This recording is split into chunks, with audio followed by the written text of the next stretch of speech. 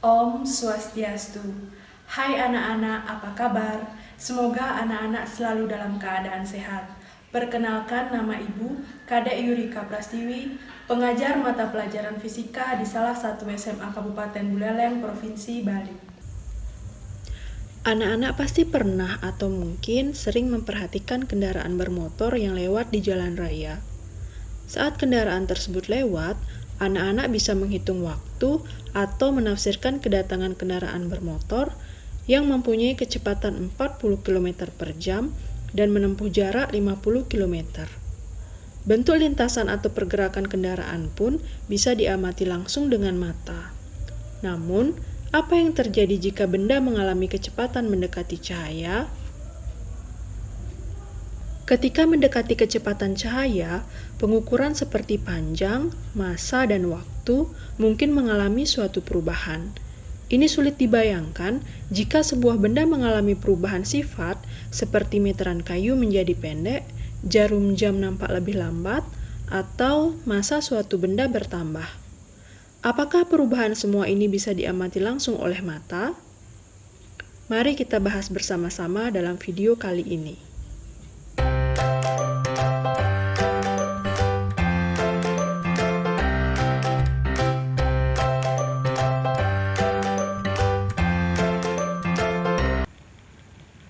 Kita mulai dengan relativitas Newton. Seorang anak sedang mengamati dua mobil yang melaju di jalan raya yang lurus dan datar dalam arah yang sama.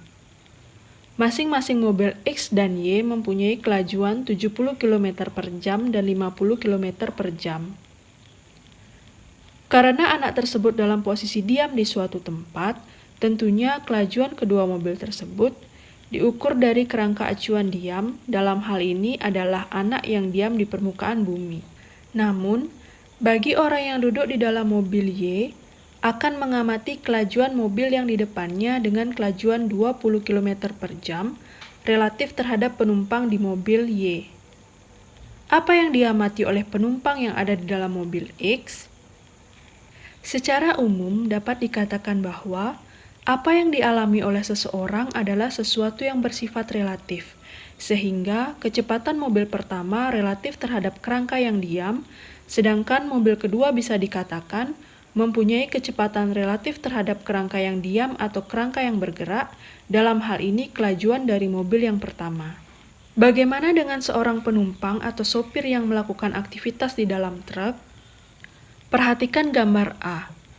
Seorang dalam suatu kerangka acuan yang bergerak dengan kecepatan konstan, melempar bola dengan kecepatan VA.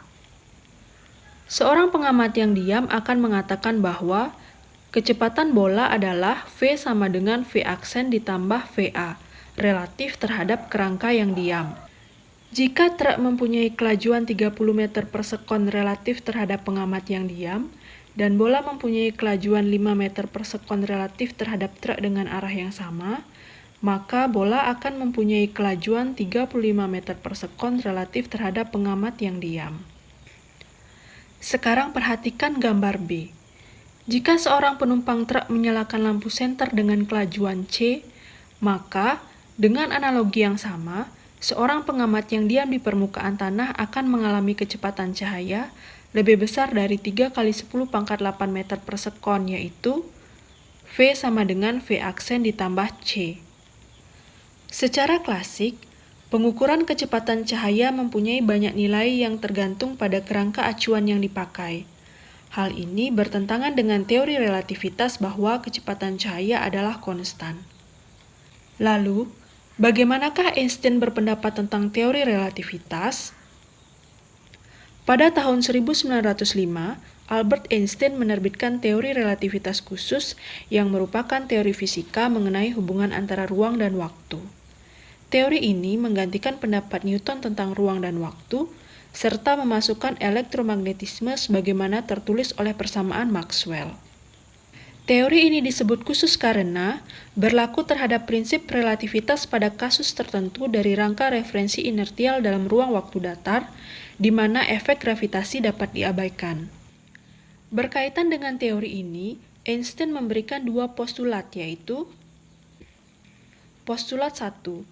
Hukum-hukum fisika berlaku dengan bentuk yang sama dalam semua kerangka acuan inersia.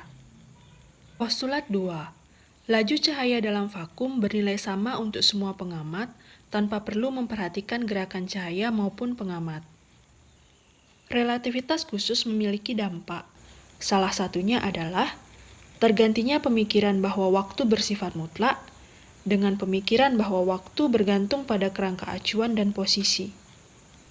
Jadi, dua kejadian yang terjadi secara bersamaan bagi seorang pengamat bisa tampak tidak terjadi bersamaan bagi pengamat lainnya.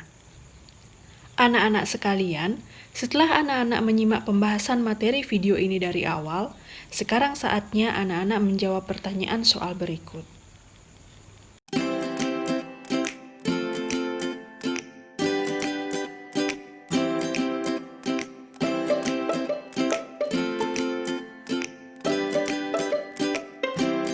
Bagaimana anak-anak penjelasan tentang teori relativitas khusus?